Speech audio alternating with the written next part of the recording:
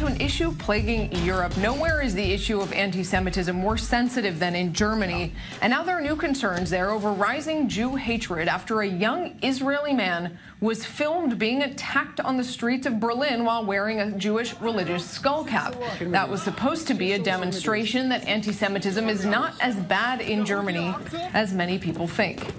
And subsequently, the head of the largest German Jewish organization warned that Jews should not openly wear yarmulkes in the country's big cities.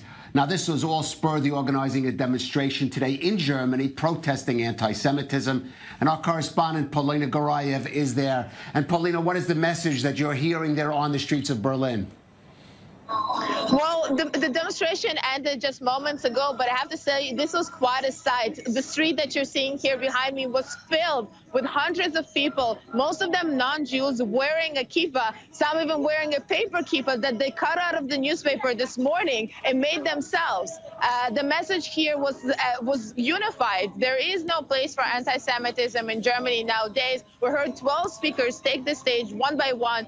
German politicians, of course, Jewish community leaders, and they all said the same thing, that Jewish life must continue in Germany, that this is not just a Jewish matter, but this is in general a stand for German democracy and the fact that Jewish life must continue, the Jews are safe here. And of course, I think it was the president of the Berlin Jewish community that noted that this is the first time since the end of World War II that so many people wearing a kippah were gathered in one place. I spoke with one of them, actually, a non-Jewish German, that explained that for him, this was quite a dilemma, whether or not to wear a kippah. And Polina, the most important thing that we protect everybody here in Germany. In general, I think we have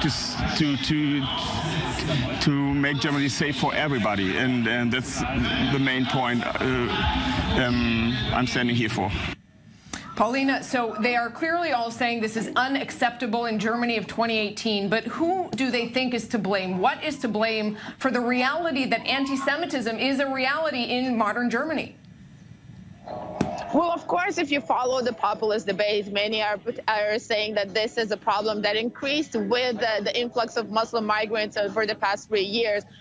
They're saying that anti-Semitism is mostly an imported problem. But of course, this is not the case. And even though most of the incidents that are making headlines, and including the incident in which an Israeli was attacked in the streets with a belt, beaten with a belt, and filmed the incident. This incident took place last week.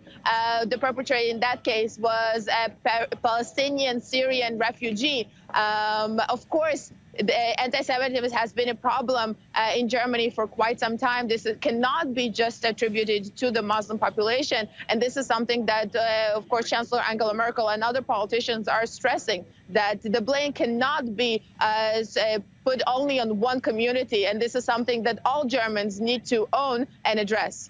And Polina, briefly, there was another incident with a musician who was also using anti-Semitism in some of his lyrics.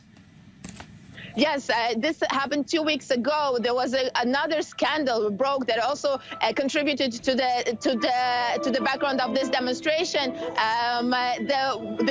The music award for best hip hop album was awarded to 2 rappers that used anti-Semitic lyrics.